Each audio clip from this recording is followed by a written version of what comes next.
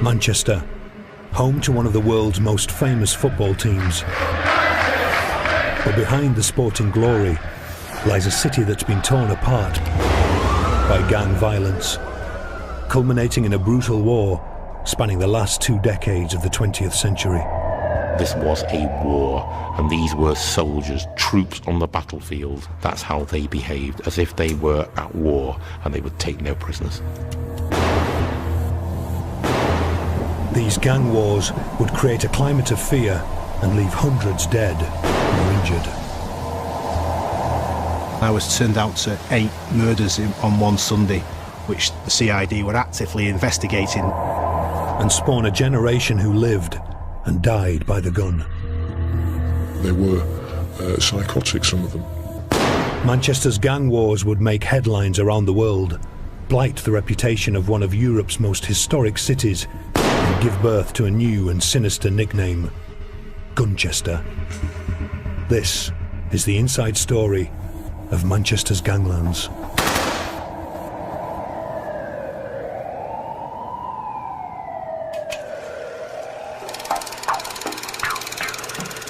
Manchester's earliest gangs, like the city itself, were forged in Britain's Industrial Revolution.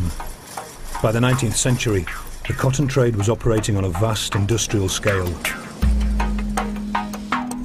The city, over 300 kilometres north of London, became Cottonopolis, the most important textile trading centre in the world. But not everyone benefited from these boom times. You had the very wealthy manufacturing barons and an extremely wealthy sort of city centre with top quality stores and impressive public buildings. But this was surrounded really by a sea of squalor and very poor housing. In the 1870s, chronic overcrowding and poverty helped foster a culture of street fighting gangs known as scuttlers. These were the hoodies of the day, with colourful names like the Bengal Tigers and Buffalo Bill's gang. The city's fortunes dwindled in the Great Depression. Industry slipped into terminal decline. Unemployment rocketed. People did whatever they could to survive. No money, no food, and robbing was the only way around getting a few quid.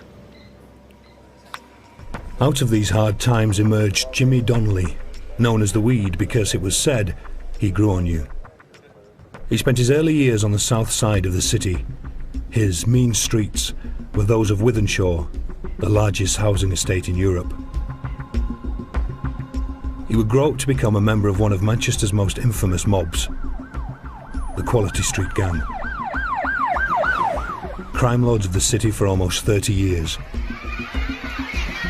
The Weed learned his trade in 1950, at the tender age of 10, when post-war rationing meant sweets were still a luxury item. I robbed a place called Brooks's Biscuits, and I went through the roof and rolled boxes and boxes of black chocolate off the roof, trying to earn a few quid, selling it at school. I put the whole school in hospital, but they all had the runs. Jimmy then turned his hand from chocolate to meat and fish when he started work as a delivery boy in the city's largest market, Smithfield. He was 15 and earning a wage, but already set on a career in crime. You go into the kitchen, you throw your stuff down, and the chef would weigh it or check it, but you didn't pinch that stuff. On your way out, you pinched a turkey that had been delivered the day before. Here is the wholesale fish market, and which had 5 gates where all the wholesalers would sell the fish. I actually worked across the road there in the retail market. Number 3 gate was there, and my great friend Jimmy Swords worked in there. At Smithfield, he found a fighting partner, delivery boy by day, street fighter by night. Jimmy Swords. While getting to know Jimmy, there was the odd occasion where I had a little pop at him. And I come unstuck. So I did try my hand with him, but he just flattened me. This was the era of teddy boys, gangs of sharp-suited youths who fought with bike chains and cutthroat razors.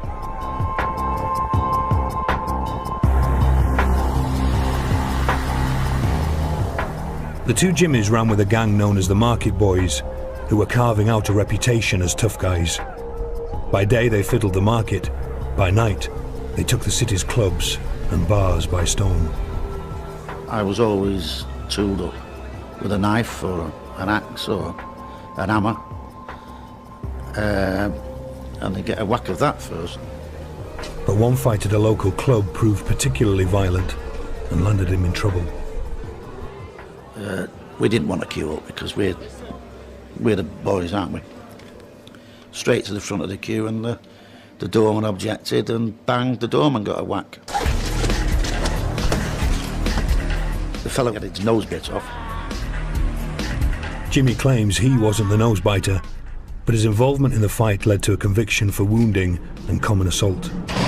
It led to his first stretch in jail, but he was free in less than a year. So the reputation was going up and up and up and up. We really did some damage. We really did, them days. With the reputation came a new moniker, the Quality Street Gang, or QSG, named after a chocolates advert of the time that featured comedy villains. They were a close-knit crew, many from the deprived Ancoats area of inner-city Manchester. They were rarely photographed together, but during a trip to celebrate a shared love of boxing, they were captured on film at Caesar's Palace in Las Vegas. Jimmy the Weed is in his trademark shades. The identity of his associates is such a closely guarded secret that they can't be named, even today.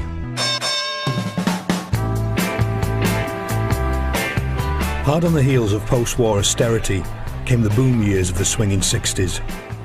As the money rolled in and skirts rolled up, the lads began to rise through the ranks of the Manchester underworld. In 1961, the government legalised betting shops in an attempt to take gambling off the streets. Ironically, it led to an explosion in the number of casinos. Manchester became an entertainment capital, its vibrant club scene full of roulette wheels and gambling tables.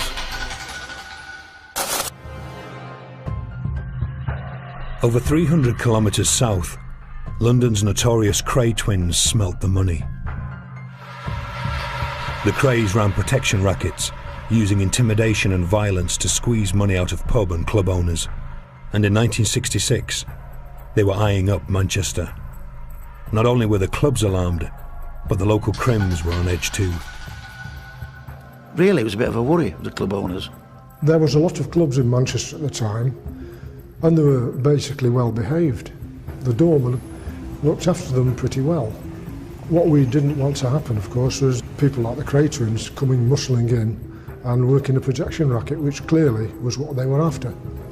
Fearing the worst, club owners hedged their bets, tipping off both the cops and the local villains.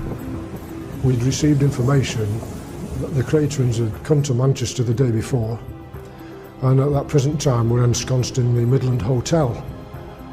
There was plenty of people, young people, willing to make a better name or a bigger name, who was on standby to make sure if there was any problems, that they did get sent off.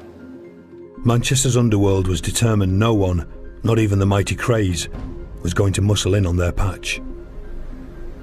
The Crays targeted the popular Portland Club, and a doorman was beaten up. The police moved quickly and confronted the twins at their hotel. We read them the Riot Act, which briefly said, "This is Manchester, you're undesirables, you're not welcome here, get out." And they'd have never taken over Manchester anyway. They wouldn't have gone back to London, put it that way. They'd have never got back. Only in a coffin.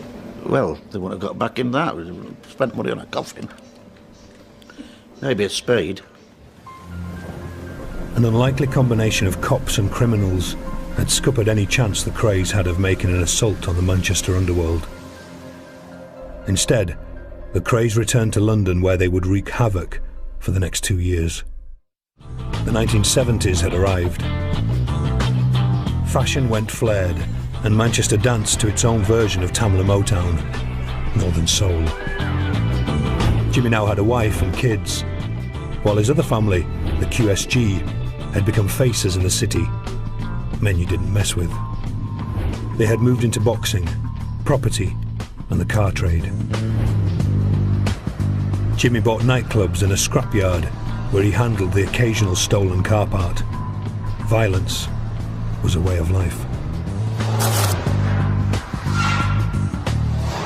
Lots and lots and lots of things happened here. A few people was carried in here and carried out. And notably one man who threatened me and asked me for £2,000. We threw him in one of the cars and got the crane round and dropped the weights on it and squashed it within about an inch of him. Dragging him out, he never came back and he never asked for his £2,000 again. The QSG were a tight bunch. Secrecy and the threat of reprisals for loose talk hampered all efforts to bring its members to court. Police investigations were not helped by allegations of corruption within their own ranks. There's no doubt at all that the Quality Street Gang, like other groups of that era in other cities, were receiving tip-offs from the police or from certain corrupt police officers. Allegations of corruption went as high as Manchester's Deputy Chief Constable, John Stalker, who was accused of having links to the QSG. Stalker cleared his name and was fully exonerated of any misconduct. While it's undeniable that the QSG received the occasional police tip-off, Jimmy denies they ever had a top cop on the payroll. No policemen's on the firm. We did get snippets of different things and what have you. Naturally, everybody does. But no way did anybody have anything to do with John Stalker in the QSG. Nobody. But for the QSG, the Stalker investigation had placed an unwanted spotlight on their activities. From now on, they took more of a back seat. Well, they certainly were very crafty and cunning. They realised that getting into trouble with the police was not the way forward. It was better for other people to do their dirty work for them. They were really criminal managers. But Jimmy was still on the front line. I mean, you'd have to get your hands dirty. If you've got £1 million worth of gold, it's got to come to you eventually, hasn't it? I mean, what's the point of being there? So, you might set it up, you might direct operations, and at the end of the day, you'd get your whack or you'd get the lot of it, and then you'd pay whoever. Handling stolen goods proved to be lucrative for Jimmy, and he didn't care who he sold them to. In the mid-1980s, Britain was still embroiled in a bloody civil war between Northern Ireland's nationalist and unionist communities. When stolen guns came his way, the Weed had no qualms about selling them onto the paramilitaries. It was money. If there's a parcel, and somebody there to buy it, it was bought and sold. And that was it. In Manchester, the QSG took on an almost mythical status that survives to this day. For the cops, getting charges to stick against the QSG proved almost impossible, and no serious prosecutions were ever brought against them.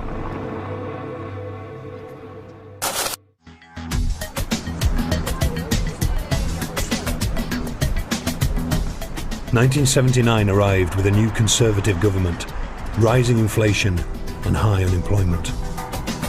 But in Manchester, the villains bucked the trend with a new money-making enterprise: armed robbery. Wages were still delivered by hand, soft targets for hard men. And professional robbers Fred Scott and Lenny Pilot took full advantage. We knew them very well, and they was good workers.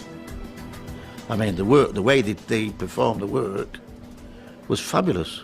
At the time, they would have been regarded as the most prolific and successful armed robbers in the north of England. Scott and Pilot formed the Crazy Face Gang, named after the grotesque masks they wore to terrify their victims. They targeted cash deliveries, mostly from security vans. In them days, there was a lot of ready cash about, and that's what we wanted. You know, it's very easy, really. Sort of money boxes on wheels. They set up a crime syndicate of robbers and developed a network of tip-offs. This former gang member served time and claims to have put his past behind him, so he prefers to remain anonymous. He reveals how the gang operated. And at any one time, we might have 10, 15, 20 bits of work, you know, in mind. And eventually we'd settle on one. From the late 70s to the early 80s, he claims they hit about 20 targets. These guys were all about speed. Hit a job fast, take the money within 90 seconds, or leave empty-handed. Kenny Connor was a career robber, and a prolific one. He got me 285,000 quid in cash I'd stole, not to mention the jewellery, paintings, antiques and whatever else we stole, you know what I mean? But I was mainly cash. He met the Crazy Face gang in prison and was tempted by their invitation to join them, but was wary of their use of guns. They concocted all this up then. Let's go out and do some armed robberies. Armed robberies? No, not for me, mate. Not my scene, armed robberies. I don't need a gun. There's my gun. I can rob money without guns. In May 1982, the gang got a tip-off about the weekly wages run from a local bank to the Failsworth Hat Company. It was difficult. You couldn't take the money from the bank. The bank was on the main road, on a sort of a humpback bridge. It was difficult, very, very difficult. This gang were pros, renowned for their level of planning before a job. First they drilled holes in the back of a van, then parked up across the street from the bank. From their hiding place inside, they watched how the money was moved from the bank to the nearby factory at the end of a cul-de-sac. We knew then what time the money was picked up. It was actually chained to the man's hand when he left the bank, but unchained when he put it in the boot of his car. We couldn't touch it near the bank, we couldn't go near it. So we decided the best place to take it is just before they actually get to the company, as they're in this cul-de-sac. Assured of success, Kenny Connor agreed to join the team. Well, they'd done their own work on it, hadn't they? They'd done their own work, see what happens, Failsworth Hat Company. And the reason they wanted to do that is, like I said, it was simple. On Friday, June the 4th, the Hat Company wages were collected as usual, but this time, the Crazy Face gang, kitted out with masks and shotguns, was lying in wait. Pilot and Scott are in this street in the van, all right? As the Failsworth Hat blokes come, they turn in this street here. Pilot and Scott start up, tear around this corner, smack into them, bang. Scott and Pilot rammed the car containing the money. Scott gets out this side with one gun. He's got them. Pilot gets out this side, runs to the transit, gets hold of him. With the driver dazed, the gang grabbed the cash. Go to the boot, get the case, take it out, down the ginnel, into the getaway car, and we're off. The men made their escape £7,000 richer, a pattern they would repeat time and again. Easy, very easy. No problems at all with that one. Though Connor got his share of the money, the use of shotguns in the robbery had unnerved him. Because it must have been terrifying for them, you know what I mean? I thought, right, that's the last time I do this for anyone. Don't like it. Connor claims it was his last job with them, but the gang had enjoyed the sweet taste of success, and they wanted more. By the end of the year, they were so prolific, robberies rose by over a third across the county, and the use of guns quadrupled from the 79 average to 6 a week, as other robbers followed their lead. But by 1983 they were doing so many jobs, it was inevitable their success couldn't last much longer.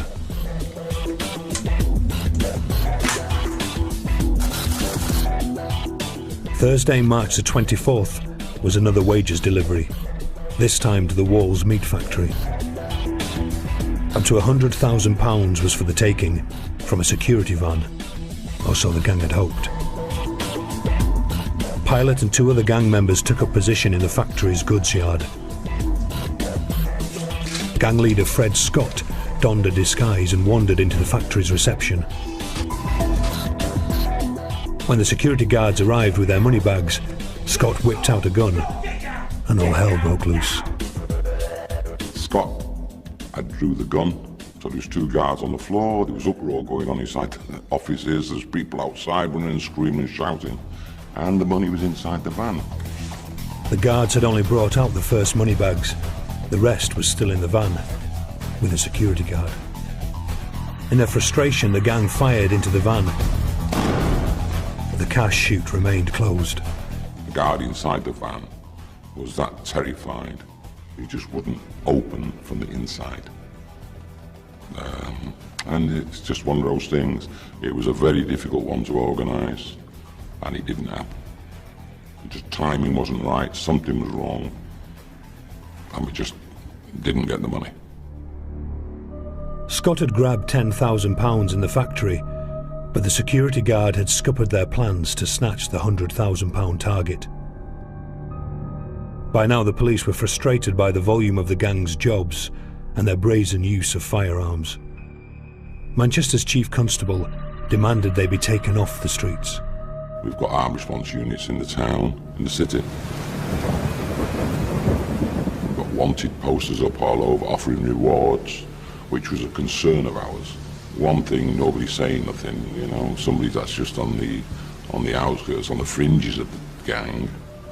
But of course, people that are on the fringes could be tempted by, you know, in them days, a 20, 30,000, 40,000 reward. In them days, could easily have been costly for us. But in the end, it wasn't a grass who would finally call time on the Crazy Face gang.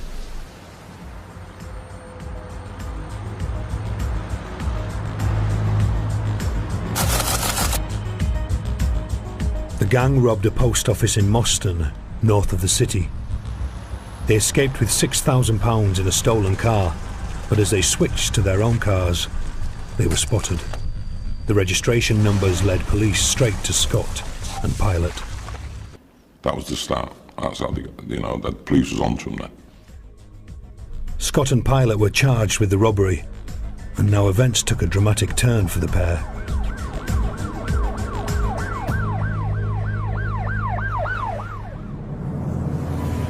In the 1970s, London's Metropolitan Police had pioneered the use of supergrassers to target armed robbery gangs.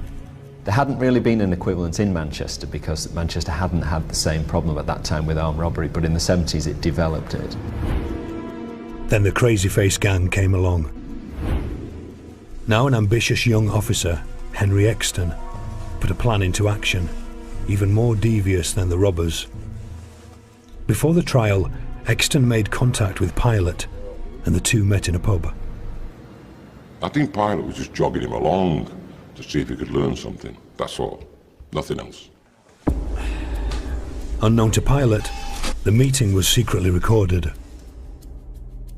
Months later, Scott and Pilot were sentenced to 10 years for the post office job, but police still had to prove they did the other jobs too. Exton played his next card.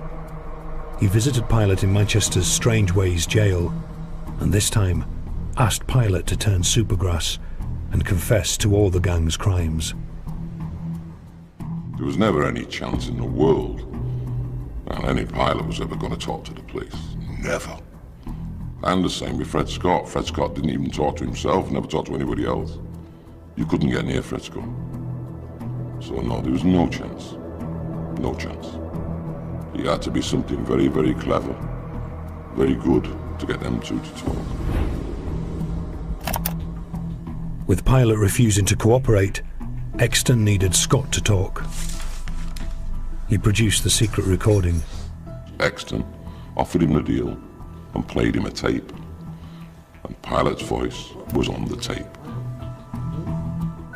Scott, he was prepared to believe that his partner in crime was talking behind his back to the police, which was enough for him to do a deal with Exton.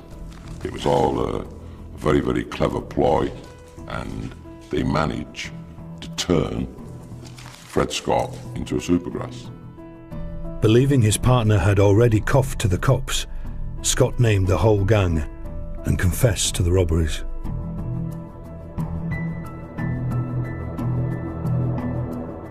He gave precise details of where they disposed of the shotguns and the locations of safe houses used to hide the stolen cash. It was almost unprecedented in this area. At that stage, nobody of that rank, if you like, really, in terms of criminality, had turned state's evidence and gone against his colleagues. In dawn raids across the northwest, police rounded up the gang. Manchester's underworld was turned upside down. It felt horrible to feel like a man like Fred, you know, stand-up, real stand-up, staunch man, had done this. It was unheard of at the time in Manchester. Nobody had heard of the word supergrass. Nobody knew what it meant. Other gang members followed Scott's lead and named Pilot. Facing a minimum of 20 years in jail, Pilot too turned supergrass. He was given 6.5 years for his crimes. 9 gang members were jailed for a total of 55 years. Kenny Connor got 10 years. No feelings whatsoever. You take it with a pinch of salt. What goes around comes around. I'm a criminal, he accepts everything. And if they're going to catch me, use any method. Rumours circulated in the press of a £50,000 QSG contract to kill Scott and Pilot. I don't think there was any truth in it, no. Never mind the 50 grand. If somebody had found Scott and Pilot, they'd have done it for nothing and put them away. A whole tier of Manchester gangsters had been taken out. But instead of cleaning up the city's streets, it only ushered in a new generation of dangerous young hoods. A new, younger breed, who the police knew nothing about, suddenly emerged and took their place. That really was the start of the modern gangs of the 1980s. They were just, you know, ruthless criminals who had a laissez-faire attitude to the law and the police, and they operated in an open way and didn't care if they got arrested.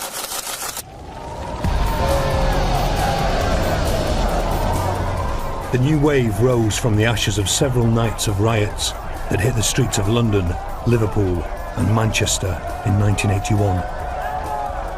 Years of harassment, interracial unrest and soaring unemployment in Britain's black communities culminated in pitched battles with police.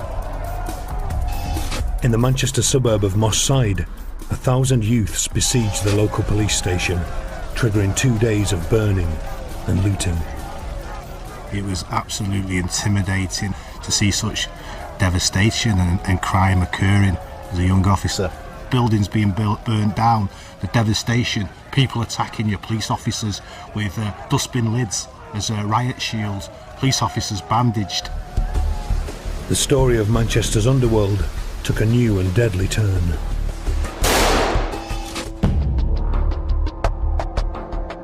It was about hard drugs, big money, and a brutal battle for control. Even today, the fear of reprisals is so great, gang members past and present won't talk. This is a story only the cops are willing to tell.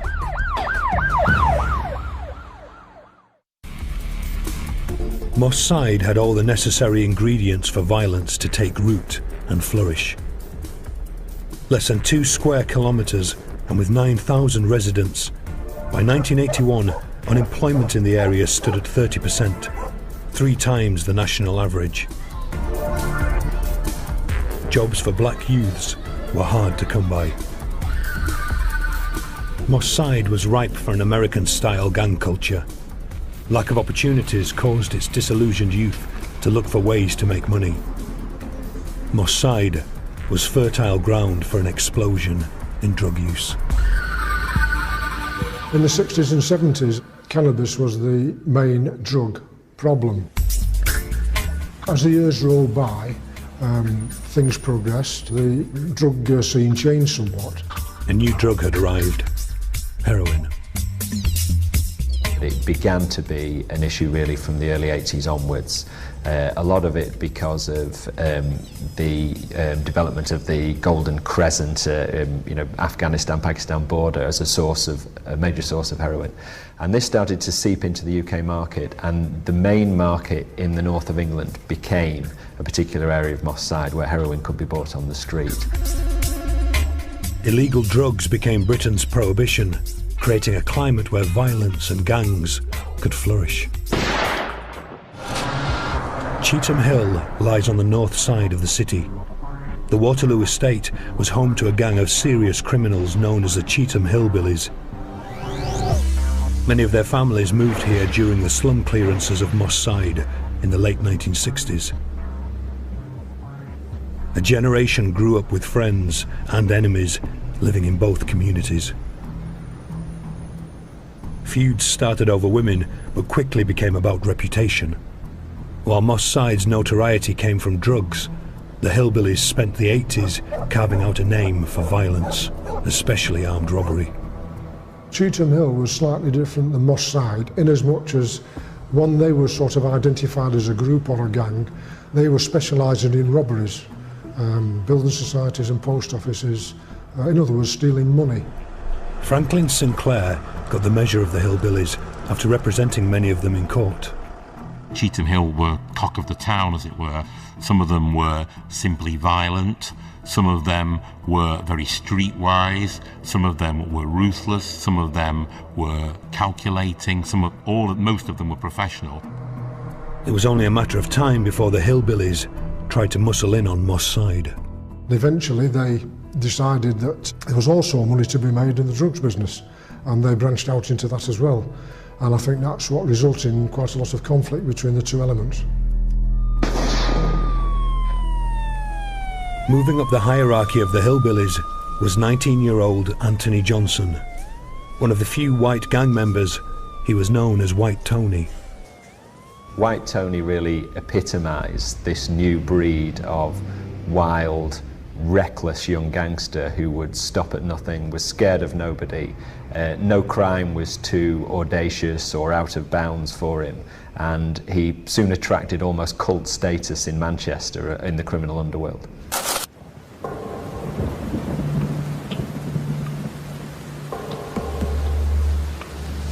White Tony was about to prove himself.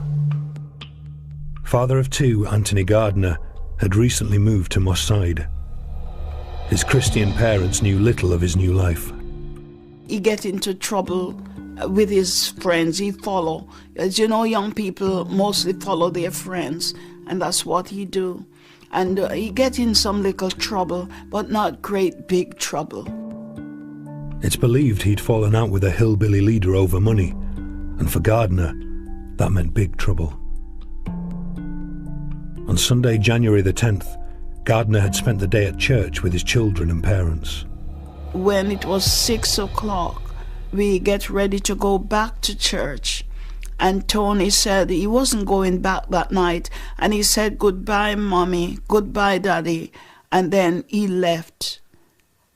And that's the last we have seen of Tony or hear from Tony. We have never seen him again.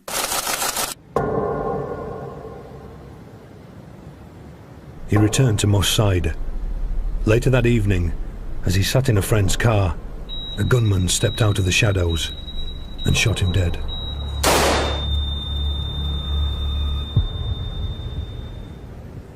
He was very, very caring, and he loved his parents, and I don't know why they kill him, but it's a great loss in the family. My husband, he was crying for his son. The family have got great grief. His niece and them, they were only young, but some of them still remember. No one was arrested for his murder, but Johnson bragged he'd pulled the trigger. And this really, I think, proved it made Johnson's reputation to the gang, both who he worked for, but also to his rivals. White Tony lived by the gun, and that's why he progressed as quickly as he did, because he was fearless. As White Tony was establishing his reputation, Manchester was changing. July 1988 saw the birth of a cultural revolution in the city's club scene. US import acid house music had arrived, and with it, the potentially lethal dance drug, ecstasy. The city became Manchester. Not since the 1960s had the city been an entertainment capital. Now, clubbers rubbed shoulders with bands like the Happy Mondays and the Stone Roses. Recreational drug users flocked to the Hacienda nightclub, the mecca of dance music. While just 3 kilometers away, heroin addicts were making a pilgrimage of a different sort. Moss Side's shopping precinct had become the Northwest's prime marketplace for heroin. It was quite shocking to see, because it was that blatant. You had people who came and stood on the street, and you reflect and think, how did this establish itself? Which came first, the dealers or the abusers? Police launched a thorough crackdown. They'd learnt lessons from before. First, they targeted the suppliers. In February, as a London train pulled into the city's Piccadilly station, the drugs squad was lying in wait. In a neat sting, they arrested 2 men carrying over 1 kilo of heroin, worth close to £250,000. In November, police hit the dealers. They used video evidence to prosecute 12 men and smashed the lucrative heroin market centred around the shopping precinct. But other criminal elements quickly filled the void, and the heroin market moved deep into the neighbouring Alexandra Park estate. It was a critical turning point. The Moss Siders split into 2 distinct gangs, named after the streets where they lived. They carved up the estate between them. Alexandra Road South into Alexandra Road up to Moss Lane West would be the dividing line. This side of the estate would be known as the Gooch Close Gang. This area here would be what was commonly known as the Doddington Gang territory. The brutal gang and turf war began as the 2 sides battled to control the lucrative drugs trade. This former police officer patrolled the estate as hostilities began.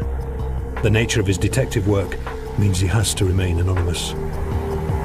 They took it as an insult, as a slight, if competitors or people from another faction came onto their turf as such. They all had lucrative drug dealing activity within their particular areas, and they wouldn't allow anybody else to impact on their business, because that's how they made their money. And they guarded and defended their area, their geographical area, sometimes with their lives. There's no doubt about that.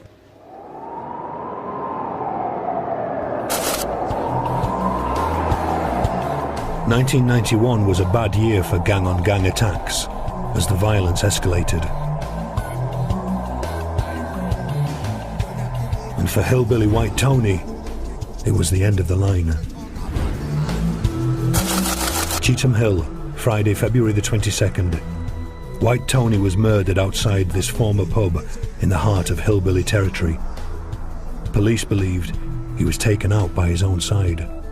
These people were jealous of him, jealous of his rise to prominence, and they were unhappy with his arrogant attitude and his cockiness, and the fact that he probably didn't give them any respect at all. For Anthony Gardner's mother, his death was closure of sorts. My feelings for him, when I heard that someone shot my son, I didn't have a grudge. I'm not a person that can carry grudge. I'm a Christian. And all I was praying is that they would catch him but I didn't pray that nothing wrong happened to him. Back in Moss Side, the Alexandra Park estate was fast becoming a war zone. It basically became a series of tit-for-tat shootings or stabbings. A 12-year-old boy was shot from a passing car in Gooch Close. Within 2 hours, the Gooch gang attacked a man with a machete in a local pub.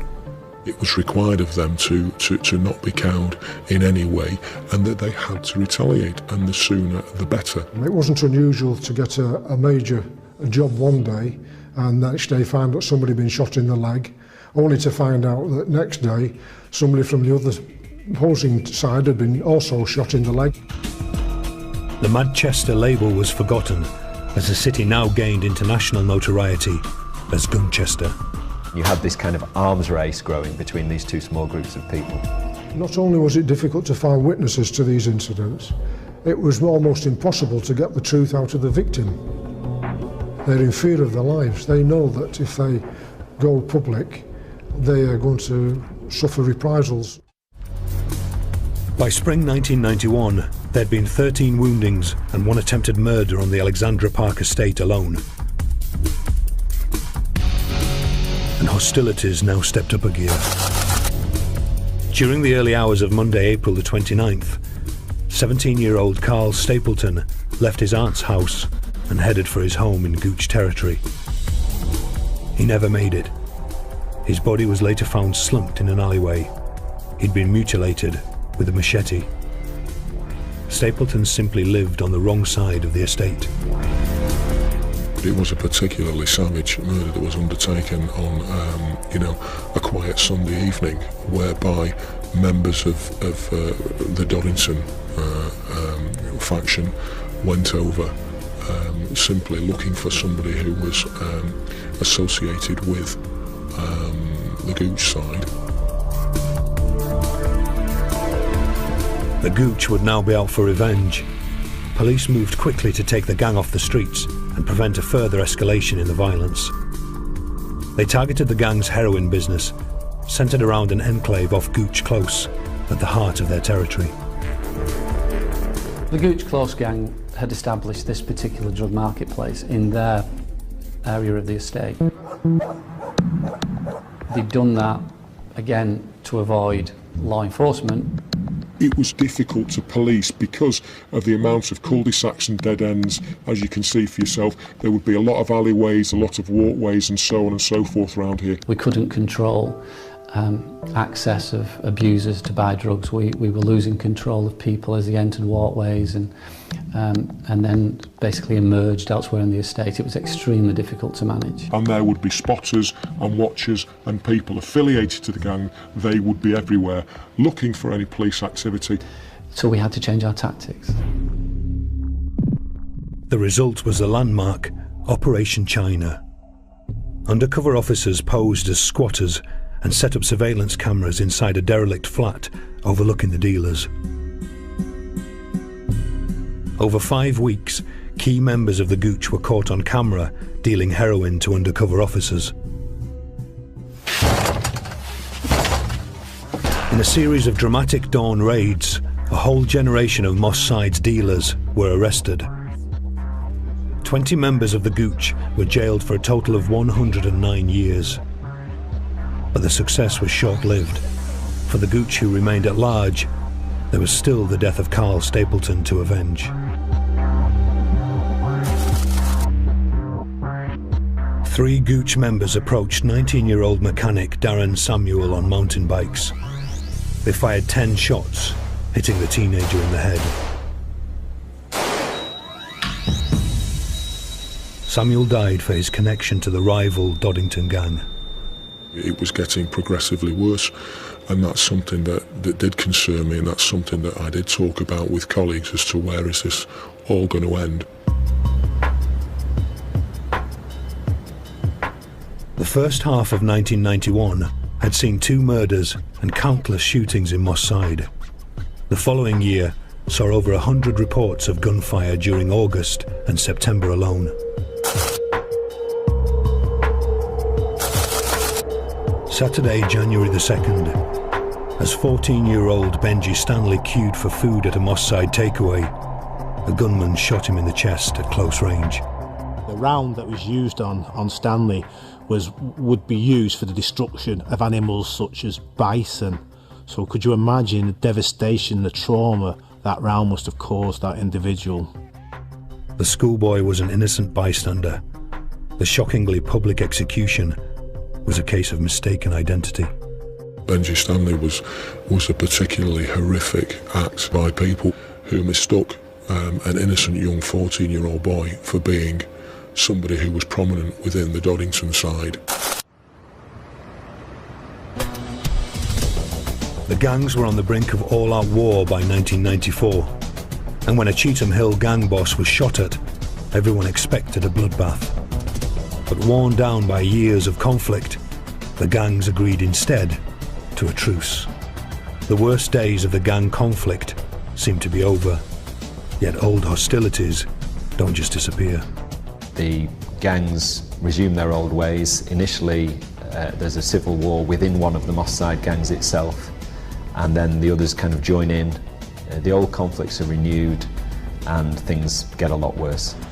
Over the decades, Manchester's underworld has evolved, and so has its villains. Well, I think there is a lesson. I think, you know, if they say crime doesn't pay, most of the time it doesn't. Jimmy is writing his memoirs, while his fellow gang members claim to have gone straight and invested in legitimate business ventures for the good of the city. Manchester too has reinvented itself and shaken off the Gunchester label. Gang-related shootings are down 82%. The Doddington gang is largely finished, and police have taken down the new generation of Gooch mobsters. But the city has yet to totally root out its ingrained gang culture. The saga of Manchester's ganglands may never end.